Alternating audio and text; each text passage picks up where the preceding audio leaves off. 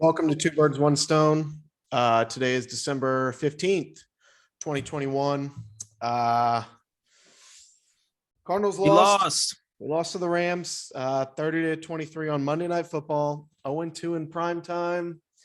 Two not so good showings in front of the national media. I don't know. What did you think about the game? We haven't talked about the game since it happened. So Our running game kind of got stifled. yeah, that was Kyler kind of sucked. To be flat out honest, he sucked. Didn't play very good. I'm kind of starting to get a fear that he's not a bright light quarterback. He just never seems to really step up when he has to or needs to. I feel like he got a lot of help to accept the DeAndre Hopkins drop on fourth down. He got a lot of help. You got to like AJ made like 3 or 4 big, huge, really good catches that made him look a lot better than what he did, but he just wasn't very good. I mean, that's just all there really is to say. He kind of sucked tonight, and you can't really have your starting quarterback suck and expect to win a game. So Kyler was the box score. I mean, doesn't tell you as much as watching the game, but he was 32 of 49, 383 yards, no touchdowns, 2 picks, and he was sacked 4 times. So I think that's the second most yardage he's had in a game, but a lot of that's in the second half trying to come from behind. And a lot of that is because, like you said, first, they didn't get the run game going at all. James Conner had 13 carries for 31 yards, 2 scores, but they were both down by the goal line.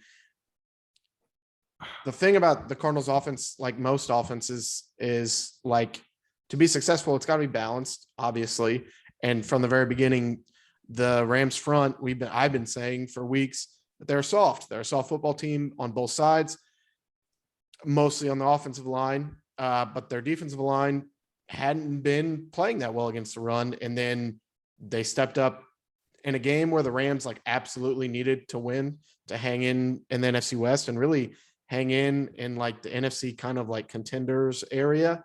They came to play. And we had talked last week a lot about Matthew Stafford and how he's got that terrible record against winning teams. And he had kind of been playing poorly. Matthew Stafford played an awesome game. He was 23 of 30, 287 and 3 touchdowns. He just seemed so controlled a lot of the game. And their run game was efficient. It seemed like they were always ahead of the sticks, second and short, third and short.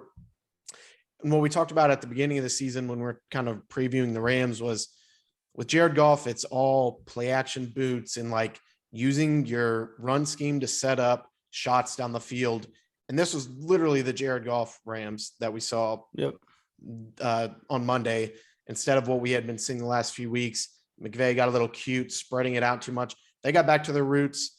Sony Michel had 80 yards, 4 yards of carry, and they were in a good spot. It set up that long touchdown to Van Jefferson. It set up a couple deep shots to Cooper Kupp, and our secondary didn't play well, and we lost the game. I think kind of what it ultimately boils down to is they needed it a lot more than we did, which we needed it. This is a game that we should have won and needed to win, but they really, really needed it. And I just, the most frustrating part is Kyler, which I kind of was a little bit too harsh. I don't think he played. It wasn't a good game, but it wasn't great. It was not. It was average. I think that what didn't help him is all the, like, obviously Aaron Donald was unstoppable. Max Garcia has to pick it up. Sean Harlow, pick it up. Like that. I know you're guarding Aaron Donald, but you get paid fucking millions of dollars to be a offensive lineman in the league. That's kind of your fucking job. They got absolutely bodied. It was bad. Aaron Donald had Kyler, 15 pressures, 15 quarterback absolutely pressures. Bodied. I don't care how good. I mean, that's probably one of the best defensive players in the league, if not all time, but come on, you're in the NFL. You know what I mean? I don't get. We talked you're about in this. The NFL. Yeah, it was piss poor performance by the offensive line. Bad.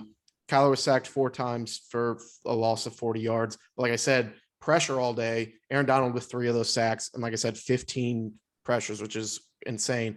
We talked about this a few weeks. I noticed like Justin Pugh was active, right guard or left guard. He's a guard. Justin Pugh. Why have him activated if he's not ready to play? I get like emergency situations, but an emergency is when your team, like you said, is just getting dogged and Darren Donald's in the backfield every play, that's an emergency. Get the best guy. If he's healthy enough to be suited up, get him out there, and because they needed help. And it was really, and it's not all on them. Kyler, I'm not gonna let this go, Kyler played like shit. He did not play good. Well, He did not play good. It was untimely. Obviously, you can't turn the ball over. Technically, they only had 2 turnovers, the 2 picks, but they also got stopped on 4th down. So that's 4 turnovers to none. You're not going to win football games when you're turning the ball over 4 times compared to 0. MVPs don't turn the ball over on the 5-yard line of the opponent. MVPs don't make terrible. That second interception was terrible. The second one was 10 times worse than the first, because the first one, it was tipped. I mean, yeah, but there was no window there. Even if it wouldn't have got tipped, there was no window. It left a kind of a bad taste in my mouth, which I still have full faith in Kyler and the fact that he can take us to a Super Bowl or whatever. But it just kind of left a bad taste in my mouth whenever it comes. Him in big games just can't seem to figure it out. Like what's a big game that he's Seahawks on Sunday Night Football. Yeah, he put up he's put up. I'm going to stop you there. It's not a big game thing. Just this year, even in the Packers game, he did have 2 picks, I believe. So that's, 2 turnovers there, but he had that final drive. It's fly. I mean, he had 2 bad decisions this game, and he had pressure in his face. I'm not defending. It was not his best game, but you would argue that's his worst game of the season. Right. I would say. Yeah. Oh yeah. I mean, that's his first real stinker. And, he still put up 383 and he ran for 61. He was running for his life the majority of the game. You did mention AJ Green, which we'll get to later, is going to have a bigger role going forward the rest of the season. Yeah. But he had 7 catches for 102 yards or something. Yeah. He was making plays. And James Conner in the passing game was also effective. He had 9 catches for 94 yards. Crazy. But it's just like the decision. I was just kind of disappointed with Cliff in this game more than almost anybody. I just feel like the offense was kind of vanilla. It was kind of very predictable. It's just kind of, whenever you're playing a team that you've already played before in your division, it's on prime time. I feel like you just got to mix it up. It just seemed like shit that we've seen over and over and over again. And McVay's too good of a coach to just let Cliff do the same shit every week. You know what I mean? It's just, there was nothing that, in almost every game that I've watched Cliff coach this year, there's been points where I'm like, man, that was a good call. Man, that was a good time to call that play. That was whatever. But this game, there was more moments where what the fuck are you doing? Like, kick the field goal, or why would you call that play on 3rd and whatever? Than there has been all season. And I just kind of think all around it was a disappointing game, except for AJ Green, who absolutely balled out and played out of his mind. He made a huge difference. Without him, I don't think the game's even, it's not going to be close. He made plays at the opportune moment. That's what, like, the total storyline of this game is the Cardinals didn't make plays when they absolutely had to. Yeah. They were 0 for 2 on 4th down. As I said, the second one, when they're driving, and I think they're in the game at that point. They might've been down 7 with 9 to go in the 4th quarter. That was the Hopkins drop, a quick slant. Kyler put it on him. I think it hit off his face mask. Yeah. Kirk dove wide and he almost caught it. And that, you look back, obviously you kick the field goal. If you kick the field goal there, then at the end of the game, who knows what could have happened. You only needed 3 or whatever. But we'll get to the end of the game now. The Cardinals are down 10 points. And they're driving and they're in field goal range. This was the second 4th down, and it's 4th and 1, something like that. And they don't get it. The Rams get the ball back and they milk clock. If you would have kicked the field goal in that spot right there, it's a 1-score game. It was like a 53-yarder. Prater was already good from 53 twice so far in the game. Instead of he didn't even hesitate. Right after they missed, Kyler's hurrying it up and they go and they don't get it. And then it's Rams ball and they milk clock out. If you kick the field goal there, that changes everything. But even besides that, the Cardinals end up getting a stop. A huge sack by Zach Allen forces a punt. The Cardinals drive down the field. They've got no timeouts left. There's a minute 15 left, something like that, and they're in field goal range already. Instead, they take a few more shots, waste more time. Kyler has a few long scrambles that kill clock, and they not only they kick the field goal, but they're running the field goal team on because the last play is stopped in bounds. They kick the field goal and they're down 7 now with 37 seconds left instead of being down 7 with a minute 15 left. That's just like weird clock situational stuff. That's a kind of, again, makes to my point about Cliff, like on Sunday or Monday. It's just that kind of stuff just does not make sense. I'm fine with them going for it on that fourth down. I'm fine with that. I just did not like the play call. I get it. I feel like you run the ball fucking up the throat on a 4th and 1 situation, especially whenever you have James Conner. I agree with that. But I feel like in situations like that, you always have to give Kyler the option to take it himself or throw it. Because I feel like he's proven himself enough that he's quick and shifty enough where he can make it happen if he doesn't see it. And whenever I saw that play, it did not look like any kind of option. It was handed to James Conner, let him try and get it. You have to give him an option to be able to pull it because Cliff can't see what he sees. Kyler's the only one. He's in the best position on the entire field to make the judgment. If, give to James, first down, easy, or I can pull this and easily get it myself, or I can throw it and easily get the first down. You have to put the responsibility in his hands. He's a 3rd-year quarterback. He's played a lot of football in the NFL. He's not a rookie anymore. You have to give him the decision to hand it or take it. That's kind of what I think. He's the most dangerous 4th down and red zone quarterback in the league. You have to give him the option to take it or give it. Yeah. Like you said, whenever they kept the offense on the field, I thought it was just like every other, like I always encourage. I mean, you go for the percentage of you getting that is probably 80-20, and that was the 20%. And like I said, they forced a stop. They end up getting a field goal after chewing a lot of clock off. And they fucking get the onside kick. At that point, I'm sitting in my living room and I'm already pissed because like get the 3. You need 2 scores, get the 3 and try an onside kick with as much time as you can. I was already pissed off that they would shoot so much clock. It's like, okay, they got the 3, game's over though. It's 30-27 with 37 seconds left and we're kicking off. And then they fucking get the onside kick. It's like, God damn it. Now there's still hope. And now I have to get more like emotionally invested. And it's not just cut it off. It's over. You lost. Now you're still hanging on and you have to wait.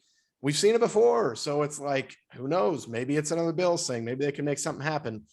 I think they moved the ball. I don't remember who caught the ball. Kyler had a long run holding. Next play, false start. It was ugly. Yeah. And then they do complete it, I think, to Zach Ertz over the middle. The whole offense is running up as if to spike it. I think there's like 10 seconds and counting because the clock's still running. And Kyler goes into shotgun. Like Kyler doesn't run under the center. And I'm like, what the fuck's happening? What are you doing? What are you doing? And he still stays back there. And then he spikes the ball, and the receivers are just standing there. They thought he was going to spike it. Yeah. He drops back. The offensive line, I think, thought he was going to spike it because there's immediately pressure all up in his face. He circles, and then Aaron Donald obviously is there, and it ends. It was just like so unorganized. It was what we saw Cliff's rookie season and the second year, like just all over the place. It didn't. Yeah, it was ugly. I feel like I'm hating on Cliff a lot this episode, but I feel it's well warranted. It just seems that they're playing like a team who's never been there, like never been in this spot before, which I know they haven't. And I know this is Cliff's third year. This is one game. Like I want you to keep. You don't say like they're playing. They played. This has been like kind of been an ongoing trend. I feel like whenever shit gets chaotic, whenever you always see Kyler or you always see the receivers going like up in the air. They don't know what to do. I feel like whenever shit is going crazy and being chaotic, it's always like so crazy. Like I've never gotten the feeling, even in any of these close games where it's been calm. Like I've never, like whenever you watch Aaron Rodgers play in a fourth quarter drive down the field to win the game, it's calm. I never ever get the feeling of they're prepared for a situation like this, know what's going on. They're prepared. Like they know they've been here before. They know, like, I've never gotten that, which the other side of that, they're still really young. Cliff's just a third-year coach. Kyler's a third-year quarterback. A lot of young players on the roster. But I feel like that kind of falls on Cliff to be able to be able to prepare his players to be ready for crazy shit. Like you never see a Bill fucking Belichick coach team act like that. Like they never get false starts, get holding, get shit like that all in a row whenever they need it the least. You know what I mean? That was what this game was. The Packers game where they were at the 1 yard line, they drive all the way down, and the oldest guy on the offense was the one that made the mistake.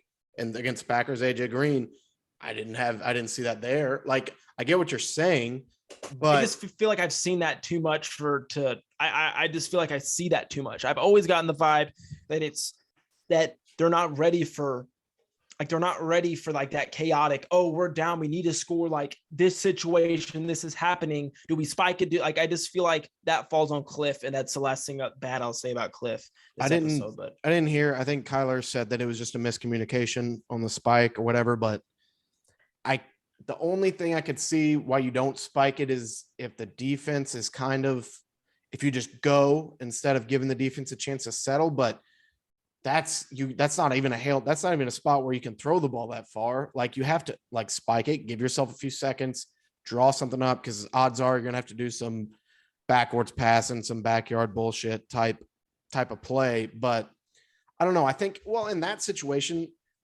like I said, there's 37 seconds left with no timeout. So any completion, anything that you don't stop the clock, it is going to look hectic. Guys are running up, trying to get their spots. Like, I don't know. I understand what you're saying, but it was tough. It was a game where the Rams did need it more, like you said, but it was a chance for the Cardinals to, like I said, in the division. We talked about it last week. If they won last night, it would have been nearly impossible for the Rams to come back. Now the Rams are split. We don't have the tiebreaker head to head, and they're only a game behind us. We'll get into the schedules later on, but 10-3, I mean, if you would have told me that we split with the Rams and we're undefeated the rest of the other division games, you take that every single time. It's just the way that it happened is shitty. The way that the team set up with Jalen Ramsey out.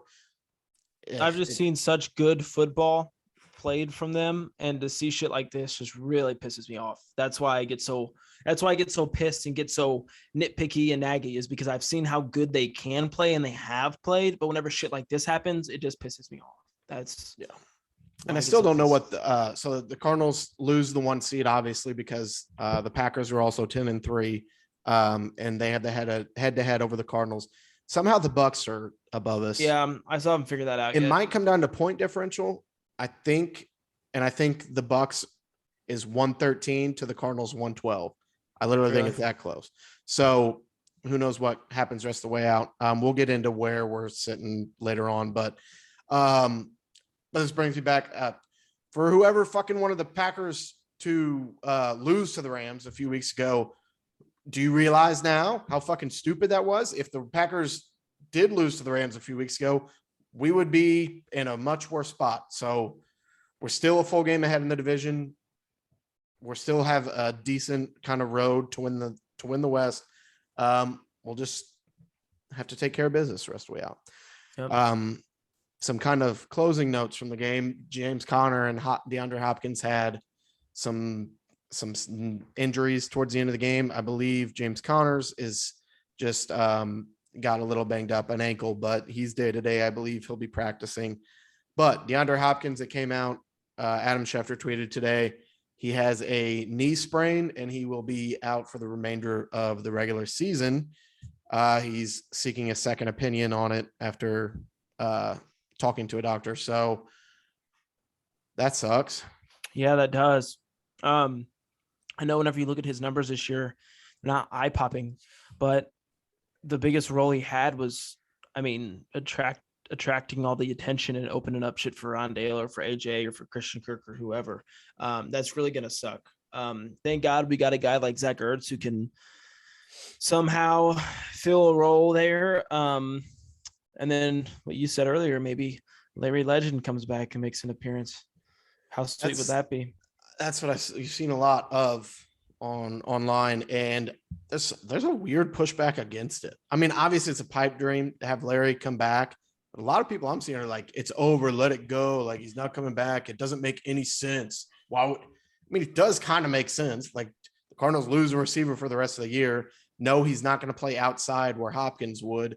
You move AJ But out there. you're moving Wesley out there is what's going to happen because AJ's already out there. So it'll be Wesley and AJ. So, I mean, you're going to like Wesley was just playing like he was whenever Hopkins or AJ needs a breather, Wesley goes in or whatever. Well, fucking Fitzgerald can be like, I don't see it happening. But if there was ever a time we talked about it, I think like week 5, I was like, okay, it's over. Let it go unless injuries happen. Well, an injury happened. I don't know. I don't expect it to happen. I think it'd be fucking damn cool. I don't know why people are so pessimistic about it. I don't expect like he'd make a huge difference in the locker room too. Like I just feel like he would kind of keep heads up and like, listen, guys, I've been on some shitty fucking football teams, and you guys are still 10-3 and the 3 seed in the best in the NFC 3. Like you're a top 5 team in the league. I feel like that would almost be more beneficial than anything else. Give him a little juice, little kick in the rear end. I mean, fuck, no, I'm not even gonna pretend. I would love to see it. I'm not gonna fuck like, oh, we'll see. That would be awesome. I don't know how any Cardinal fan wouldn't just like to see him suited up at least one more time, even if it's Fitz just for these 4 games and whatever happens in the playoffs. But I mean, we spent time talking about Fitz. We're not going to dwell on it too long because it is, I would say, pretty far fetched. But who knows what the hell can happen? We've never seen anything like that before. But who knows? So that's D-Hop goes down against the Rams. We always get fucking just screwed by the Rams when it comes to injuries. Tyrann Mathieu's first ACL tear was against the Rams, his first one. Carson Palmer, the season where they started 9-1, tears his ACL against the Rams. Carson Palmer, I think, broke his arm, or was it a hand? The second time against the Rams, knocked him out for the year. And now DeAndre Hopkins. What the fuck, dude? Why is it always the Rams? Fuck the Rams. I saw somebody said it doesn't matter what happens, you rest everybody against the Rams because some catastrophic injury is going to happen along the way. I think Hop's been hurt for a while. I don't think that this was just happened in that game. Well, the knee is new for a while. That's new. It was a hamstring. I don't know. I feel like I would think banged up pretty bad for a while. The whole thing was like beginning of the year, Hop don't miss games. And of course that came to bite us in the ass. He's missed multiple. So, I mean, if I were to ask you, here's an interesting question. If I were to ask you who you would rather have out for the season, James Conner or DeAndre Hopkins, who would you pick? DeAndre Hopkins. That's kind of what I was thinking. And that's no knock against DeAndre Hopkins. He might be the best receiver in the NFL. The value of a receiver is so James Conner's like inconsistent. 70% of our offense. Especially, I mean, in that game, it was crazy. James Conner has 16 total touchdowns, and it does seem like from the time Kyler went out and Hopkins went out the first time, from then he's been the focus of the offense. And that's not that he wasn't doing anything before that. He was still scoring a lot of touchdowns, but as Chase went out and he kind of stepped up, it's been fucking, we talked about his one-handed catches last week so much, and another huge one against the Rams on Monday night. He's been so impressive, and I would agree. I would rather have a healthy James Conner to finish out the regular season probably than Hopkins, just because, and we do have a lot of other talent in the receiving room too, so that helps that decision. But hopefully Conner can play against Detroit Sunday and is good to go the rest of the way out. I think it was just his ankle got rolled up on one of the last plays, but so that's kind of a Rams wrap up and Fitzgerald kind of shit. So we'll go to the Rams schedule the rest of the way out. Let me get it pulled up. The Cardinals have the Lions, the Colts, the Cowboys, and the Seahawks the rest of the way, sitting at 10-3. And the Seahawks have the Vikings, Ravens, and Niners. So pretty comparable schedules. I would still say the Cardinals is probably a little tougher with the Colts and the Cowboys. Really? Yeah, I mean, you got 2 division games, and then the Vikings are definitely not an easy team, and the Ravens are probably top couple best teams best team in the AFC. Maybe I'm overlooking the Seahawks a bit. But I think I mean, it's a divisional game. I don't know. Cardinals, there's 2. Who we got? You said Lions, Colts, Cowboys, Seahawks. For sure winning the Lions, which will kind of boost us up a little bit. I feel like we match up against the Cowboys pretty well, especially if Pollard's still hurt. I don't know what his timetable is. Seahawks, we already kind of proved what we can do to them earlier, which it is a divisional game too. But Colts is a big one I'm worried about, which you've kind of talked about before with Jonathan Taylor and how big of a beast he is. But we've How proved many that games can we lose and still win the division? I really only think we've got one maybe to spare to be safe. Like I'm not like I see the Rams. I think the toughest game for the Rams on the schedule is the finale against the Niners. I think the Ravens are frauds. The Vikings are a tough team, and they'll have the Seahawks at home. And the Niners game is also at home. I don't know. Maybe I'm just looking at it as like pessimistic, but I don't think this is a murderer's row for them. Well, I've seen the Rams play bad football too. They've just started to pick it up lately, but I've seen the Rams not play very good. So I'm not panicking about the division. I still have my eyes set on the number 1 seed. Hope for a Packers loss, hope for a Bucs loss, obviously. But I'm not too worried about the division, to be honest with you. I think the hardest game we have is the Colts. Cowboys, I'm not really too worried about at all. Okay, so then the Packers have the Browns, the Ravens, Browns, Vikings, and Lions. Where's their loss coming from? I could see the Browns beating them. They're going to be at home in that game. The Ravens with a healthy Lamar, I think could put up a fight. Well, they play this weekend. I don't know if Lamar will be healthy, but that's in Baltimore. I don't know. I'm at the point where it's weird to say it as an Arizona Cardinal fan, but I'm setting sights on the postseason. I would agree with you that the division is still ours to lose. We have to. I mean, if we lose, the Rams have to clean up the mess. And that's not a guarantee. They do have I guess, above average and difficulty schedule going the rest of the way out. But I'm a little concerned. We'll see what happens. But I feel like if you get us in the playoffs, we'll be fine.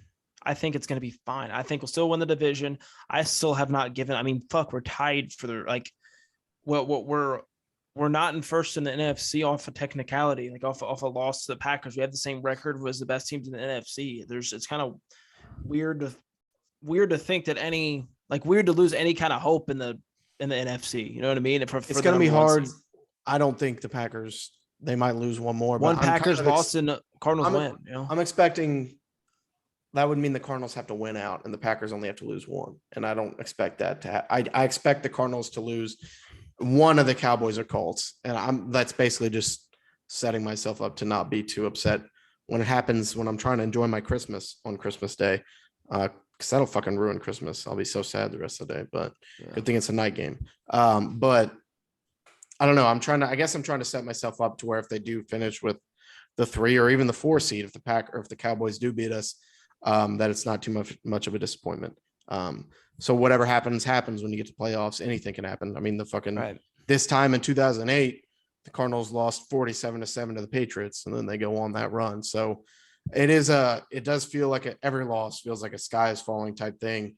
But that's not the case this year, especially with where we're at right now. Whenever you've been so successful, every loss will feel like, oh my God, this is the end of the world. We fucking suck.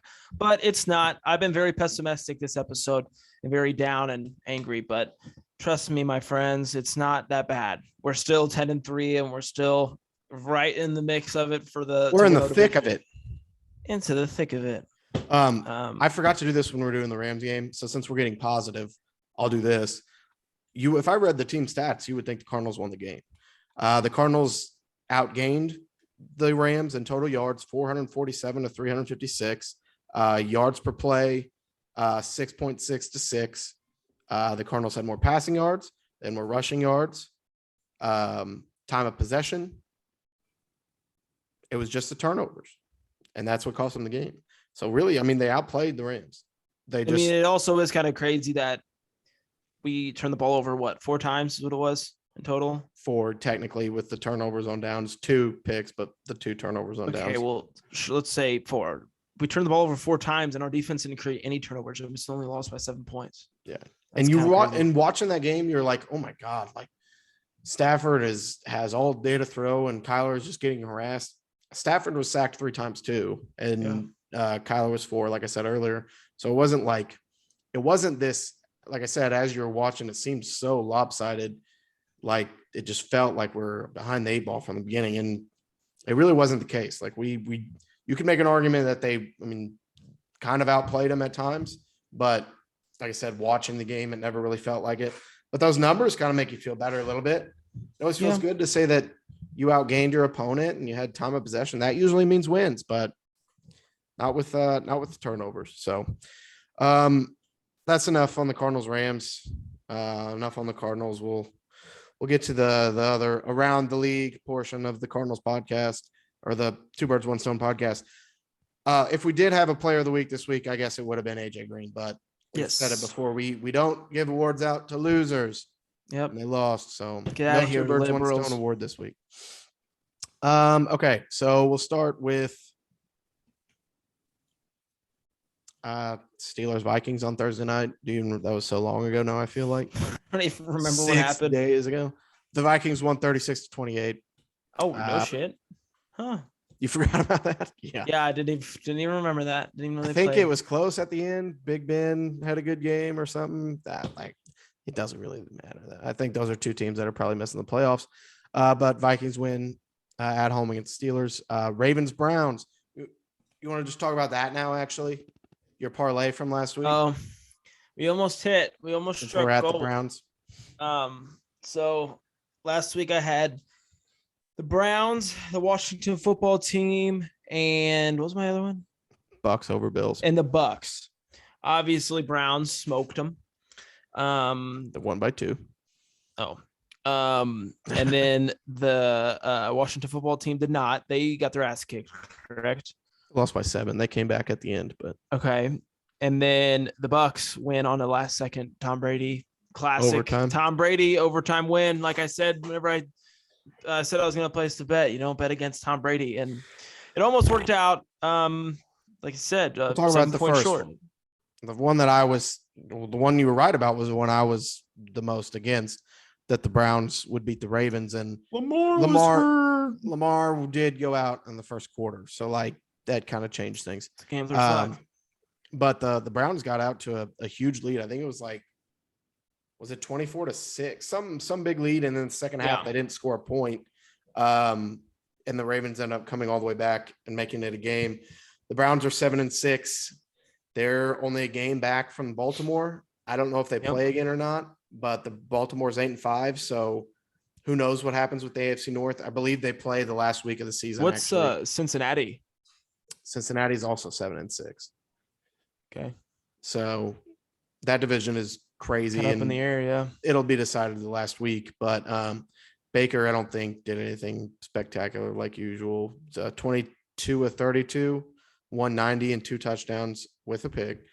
So nothing that's going to blow you away, but did enough to win the game. So Browns beat the Ravens. Titans beat the Jags 20-0. Did you read the story of, there's so much Urban Meyer shit going on right now, and there's no way he's coming back next year. But no, Josh Lambo, a longtime Jaguars kicker, doesn't kick for him anymore, said that he was stretching in training camp or midseason or something, practice, and Urban just came up and kicked him in the leg.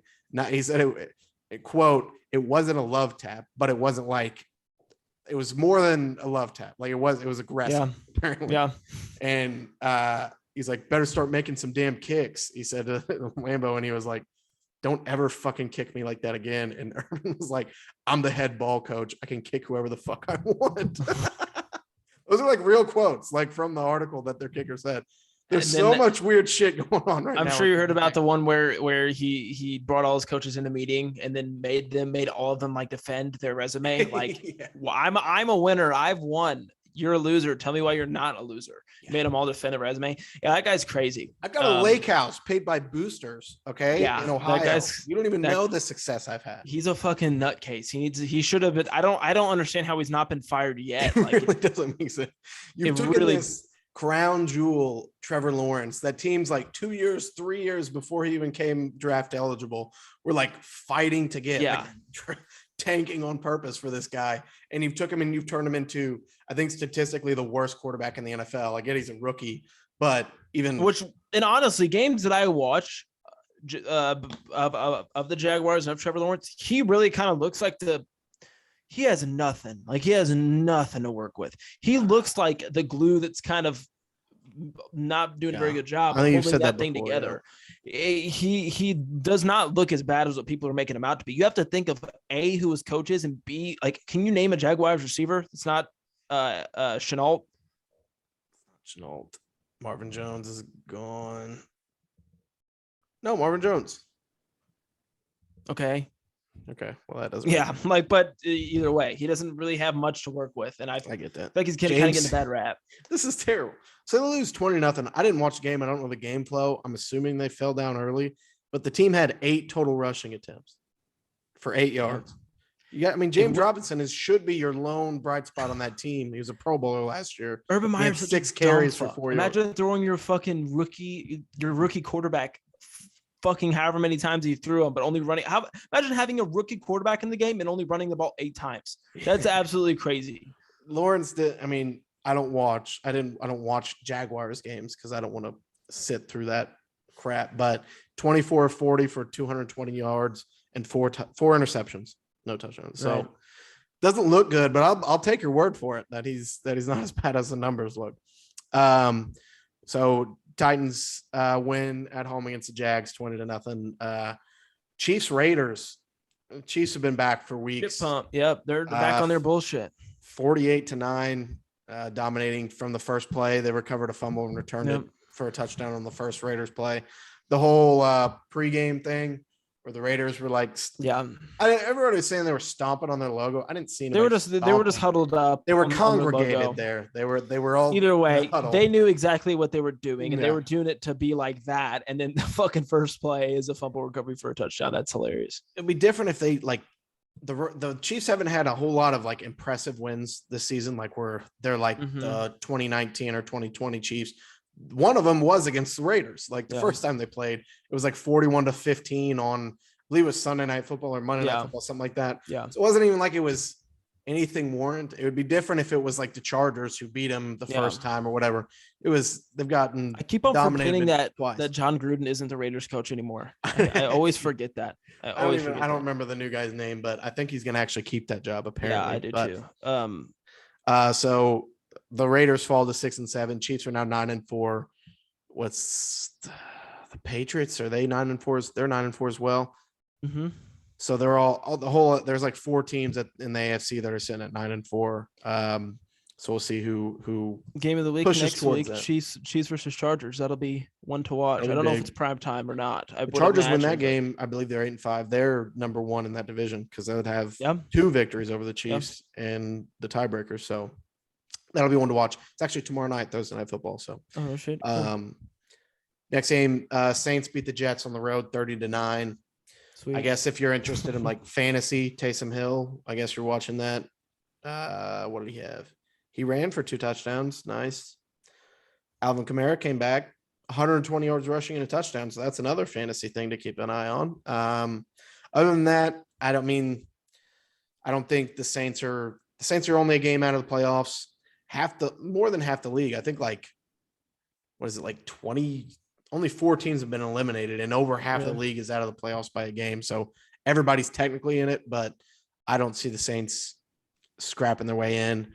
Zach Wilson didn't throw a pick, but it was 19-42 for 202 yards.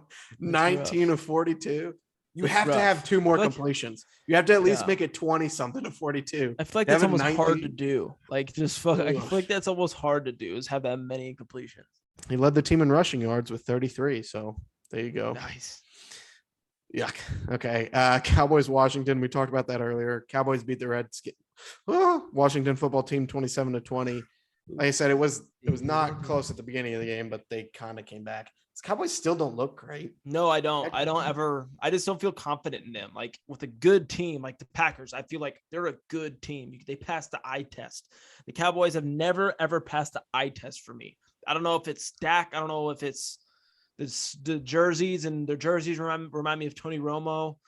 I don't know, but they've I never think passed the eye test. like their defense is what's carrying them right now. Micah Parsons. Yeah, I'm not he's a going to beast. say he's the fucking defensive player of the year as a rookie, like everybody's jumping at Lawrence Taylor comparisons and crap like that. But he's playing out of his mind. I think he had 2 forced fumbles and 2 sacks, something like that. He's been steady. He's got 12 sacks as a rookie. He's kind of carrying that defense with great secondary play. Trayvon Diggs. That was a big question mark for the Cowboys the last couple of years.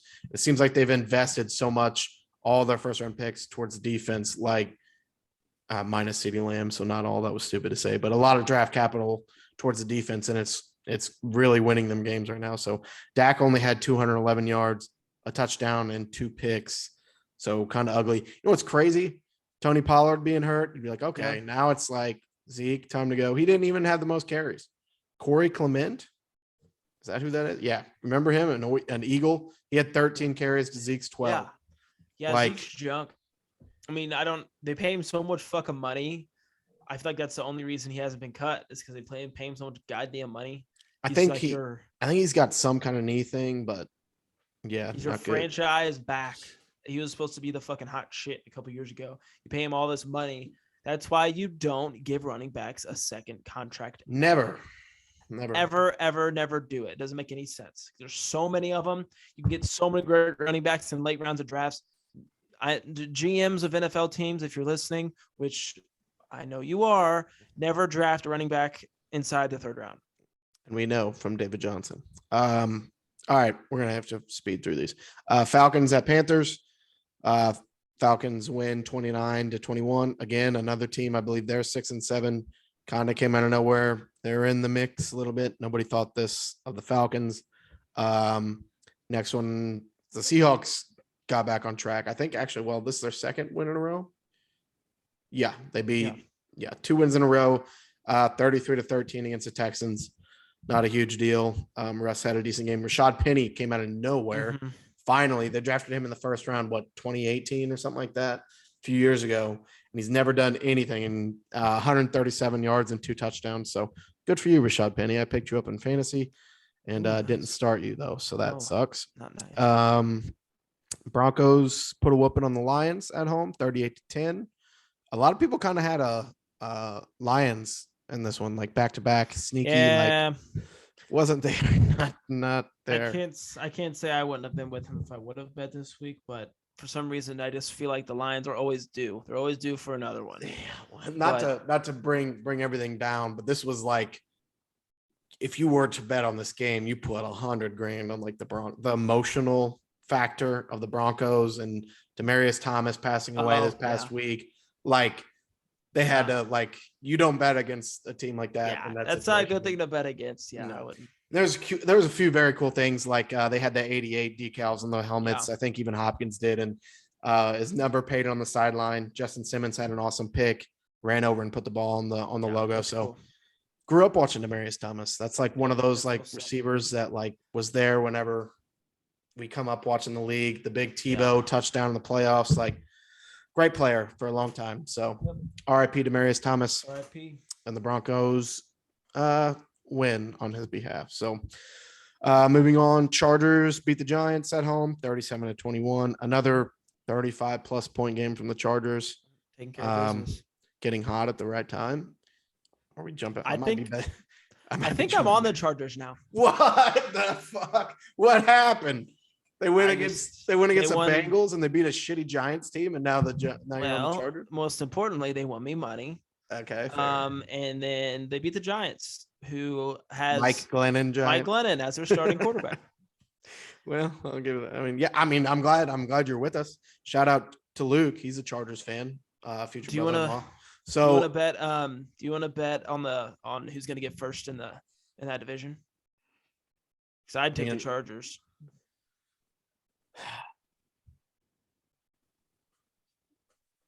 I don't like it enough to bet against you. Like if I felt just a smidge more towards the Chiefs, I would do it. You see, everyone who's listening, you see, he talks all this shit like I'm not a good gambler and like I don't know what I'm doing. But then he's too fucking big of a pussy. I'm literally I wasn't gonna put any kind of stipulation on it. It was gonna be straight up.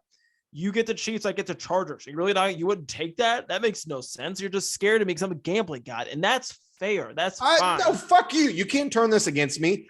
The Chargers are mine, and now you're gonna take them and be like, I like the Chargers. Fine, I'll take the fucking Chiefs. I don't care. Then I'll take that. Just kidding. No, that would make sense. I'm not gonna do that. See, he's scared. He talks all this smack, but he's scared of me and my gambling ability. Screw off. I like the Chargers, and yes, they are getting back on track. I'm on the Chargers. Chargers fans, you guys have been in my DMs like crazy. I'm on the Chargers now. You're welcome. They're gonna start winning ball games. You're welcome. They didn't need you. They're 8-5 now. This was out without Keenan Allen, who was out with COVID. COVID is crazy right now. Austin Eckler got hurt as well. Did he? He's on my fantasy team, and Mike Williams is also on my fantasy team. He's got a hurt heel. A little fantasy talk. Yep, Eckler's hurt. Mike Williams is hurt. Is Eckler gonna play or not? Eckler is he practiced today, and so did Williams, but it was a walkthrough. Hey. Nah. They both practiced today, but it was just a walkthrough. Hopkins is also a starter on my fantasy team. We're not going into your fantasy. It's cool. That's fine. Hopkins is also on my fantasy team. I like that you're trying, but that's fine. But Keenan Allen will be back on Thursday night. So it'll be a fun game to watch. Chargers are getting hot. We'll see what happens. I'm rooting for them. Niners at Bengals. That was kind of a crazy game. The Niners win 26-23 in overtime. But the Bengals were down a lot and came back. It's one of those like Joe Burrow, like just kind of has it. Like he looks like a franchise quarterback. He's got that it factor. Yeah. And he made a couple awesome throws down the stretch to force overtime. 2 touchdowns to Jamar Chase, I think, or something. But his teeth look too fake. They're fake. They're fake now. He got them veneer things, but they look too fake. Is that real? Yes, they're real. I think they play this. Yeah, they play this next Sunday, right? Or are they on a bye? What are you talking about, dude? The Bengals. Who play who? Who do they? Are they on a bye next week, or do they play? I don't know. Why? Why? What does it have on to do Sunday? With veneer? If they play, pay attention to they play the Broncos. Yeah. Pay attention to Joe Burrow and his teeth. That's what I was getting at. His teeth are fake. He got new teeth. They're fake. And they don't look as good as what he probably hoped that they would. What happened to his real teeth? He got veneers. You don't know what veneers are? I don't know why would he do that unless people get veneers. It's like if your teeth aren't perfect, people get veneers. Veneers are basically like dentures. Like they're fake teeth. People do that literally all the time.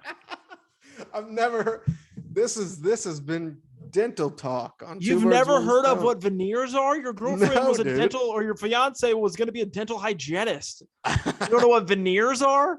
I mean, I know what they are. I thought it was just like if you get your fucking teeth knocked out. No, Joe Burrow got veneers. He did. Look it up. I guarantee if I Google right now, Joe Burrow veneers, it'll pop up. All right, this has gone too far. Cool. I mean, I'll check it out after we get done recording. Everybody home, Google it. Check it out. I guess Joe Burrow got veneers. No. You're gonna make me out to be to sound like a dumbass, and I just don't know how you know that he did. But you look at him, you can tell the way you just look at his teeth. You can tell that they're fake. I don't get that because they look perfect. They're too perfect. I want to look up a picture and show you so you can fucking see it. No, I believe you. It's fine. Okay, can we move on? Anyway, Niners beat the Bengals. They're sitting at the 6th seed in the playoffs currently. So well, I didn't bring this up earlier. The Cardinals would face seeds stay the same. 3 would play 6, and the 6 is the Niners.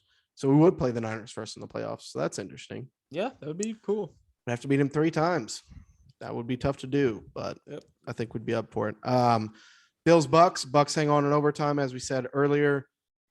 That was the Bills, another game where they were down early. A lot of big blowouts, it seemed like, in the early game set, and then there were blowouts and teams came back. The Bills stormed back, and at the very end, there was that Stephon Diggs no pass interference call that kind of screwed them over and forced them to kick a field goal instead of ending it right there in regulation. The kicked field goal and it goes to OT, and I think the Bills even got the ball first. Punted, and then Brady finished it off on a touchdown, but I could be wrong. Either way, it was a short fucking check down to Rashad Perriman, and he took it the rest of the way. But everybody's like, Tom Brady, oh my God, overtime, dime. There was he had 10 yards of separation on it was a perfectly called play a crosser or Rashad Perriman's guy gets stuck behind or chases Mike Evans, and there's nobody within 10 yards of Perriman, Brady literally goes ding, and he runs at 60 yards for a touchdown. Whoa, GOAT Tom Brady. Great throw. It was crazy. Hater. Sorry that I am a hater, but it bothers me. Sunday Night Football, Bears Packers.